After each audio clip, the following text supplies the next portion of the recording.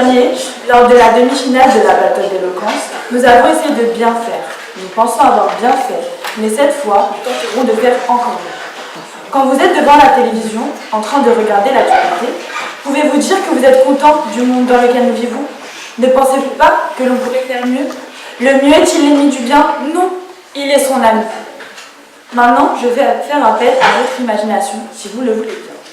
Imaginez que votre vie est une cible. Le centre de cette cible est rouge, et le rouge, c'est le bien. Le bien représente votre vie idéale, celle à laquelle vous songez, et c'est à vous d'en faire un rêve éveillé. Pour votre conquête du bien, vous accompagnent des flèches qui représentent le mieux. Votre vie ne se résume qu'aux flèches que vous lancez, à vous de bien viser.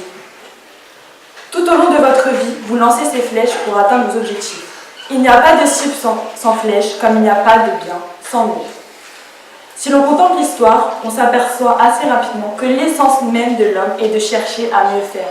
Essayer de faire de son mieux est une attitude courante et naturelle chez l'homme. Aristote a dit, dès l'Antiquité, dans son ouvrage Éthique à Nicomachie, le bien est ce vers quoi on tend en toutes circonstances. Il est bien connu, l'homme est un éternel insatisfait qui cherche par conséquent tout au long de sa vie à atteindre un idéal qui évolue avec nos sociétés. Le bien. Le bien correspond à une condition, ce vers quoi on souhaite tendre. Le bien est un moteur qui anime la vie des individus. C'est par la persévérance, le travail assidu, acharné, que vous parviendrez à l'atteindre. Si on reprend l'exemple de la cible, vous n'atteindrez pas le centre dès le premier coup. Il faudra recommencer maintes et maintes fois. Comme on le dit si bien, 7 fois à terre, 8 fois debout. Eh bien, c'est la même chose dans nos vies.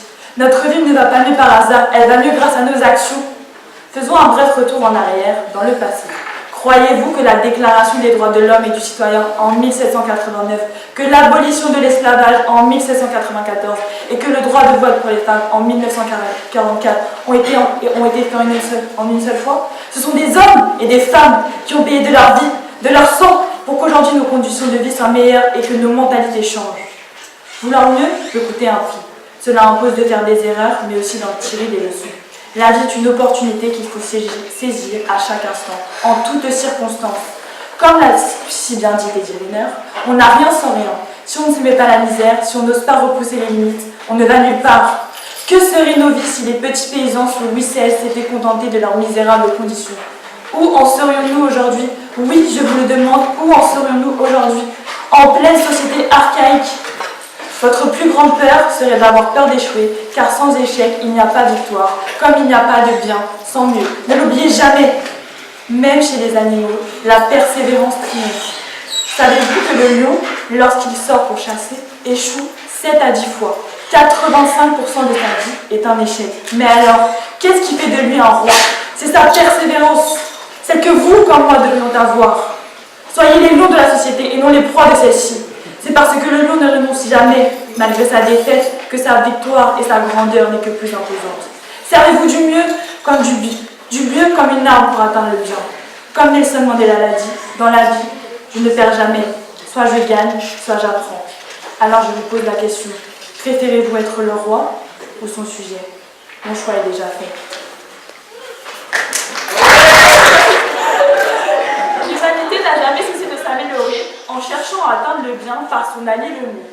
Pour illustrer mes dires, je vais vous donner un exemple qui nous parle à tous. Ne nous mentons pas. Pendant les longs mois d'hiver, lorsque l'on est dehors dans le froid, avec le vent qui fouette notre visage, nos doigts qui sont glacés et notre nez qui coule, on n'attend qu'une chose, c'est que le bus arrive pour enfin être chez nous et profiter du chauffage. Un chauffage qui réchauffe chaque pièce de notre maison. Si dans le passé, nous nous étions contentés du bien incarné par le feu du foyer, sans chercher à l'étendre à toutes les pièces, nous serions encore aujourd'hui à chercher un peu de chaleur devant la cheminée avec un simple feu. Seulement une pièce de votre maison serait chauffée et votre chambre serait glacée. Vous n'auriez pas la même hâte de rentrer car vous frissonneriez. De même qu'à l'époque, il n'y avait pas de bus. Ainsi, la froideur vous attendait à la fois dehors, mais également dans votre demeure. Aujourd'hui, se contenter du bien, c'est dans une logique où tant que cela ne nous touche pas personnellement, on ne cherche pas à faire mieux. Se contenter du bien, c'est se reposer sur ses lauriers. Se contenter du bien est une forme de paresse. Mohamed Ali a dit « Qui a la même vision de sa vie à 25 ans qu'à 50 ans a perdu 30 ans de sa vie. » Alors ne laissez pas la paresse s'emparer de votre esprit et altérer votre capacité de jugement. En comprenant que le mieux est l'allié du bien, vous oserez affronter la réalité, voir la réalité en face et voir l'évolution de la France sur la question du racisme ou des inégalités sociales. Nous savons que notre panoplie n'est pas encore unie. C'est pour cela que nous ne devons plus nous satisfaire d'un c'est déjà bien. Si nous ne cherchons pas à faire mieux ensemble, que sera notre société dans 30 ans, 50 ans? Continuerons-nous à laisser périr des hommes, des femmes, des enfants, victimes de violences, de tortures, de discrimination pour rejoindre l'Occident? Trouvez-vous normal qu'un pays comme la France, qui est l'une des plus grandes puissances mondiales, laisse mourir de faim des individus? Il faut oser ouvrir les yeux sur les sujets tabous, car c'est ensemble que l'on peut atteindre le bien. Ne laissez pas le monde avancer sans vous, car c'est vous qui en êtes les acteurs. Prenez l'exemple de mai 68. Des jeunes, des adultes sont allés manifester ensemble dans la rue et ainsi, grâce à leur force, ils ont réussi à faire évoluer les choses. Ne pas vouloir faire mieux, c'est se complaire dans son insatisfaction personnelle et constante. Mon adversaire a tenté de me contredire en disant que vouloir faire mieux est une forme de caprice de la part des individus. Si on suit son exemple et qu'on le rattache au domaine de la médecine, alors cela reviendrait à dire que vouloir faire mieux en médecine, c'est-à-dire soigner des gens, est une forme d'excès de la part de notre société. Je lui laisse donc la responsabilité d'annoncer à une personne en phase terminale qu'on ne pourra pas chercher de remède à sa maladie parce que c'est de l'excès de vouloir faire mieux, c'est de l'excès de vouloir sauver ou améliorer une vie. Penser comme tel, c'est d'être dans une logique purement égoïste où les intérêts individuels priment sur celui du collectif. En quelque sorte, c'est dans le déni total, car aujourd'hui, nous sommes dans la capacité de faire mieux. Faire mieux, c'est sentir en posant une pierre que l'on contribue à bâtir un mieux. Ce n'est pas le mieux qui est l'ennemi du bien, mais c'est l'abus et l'excès.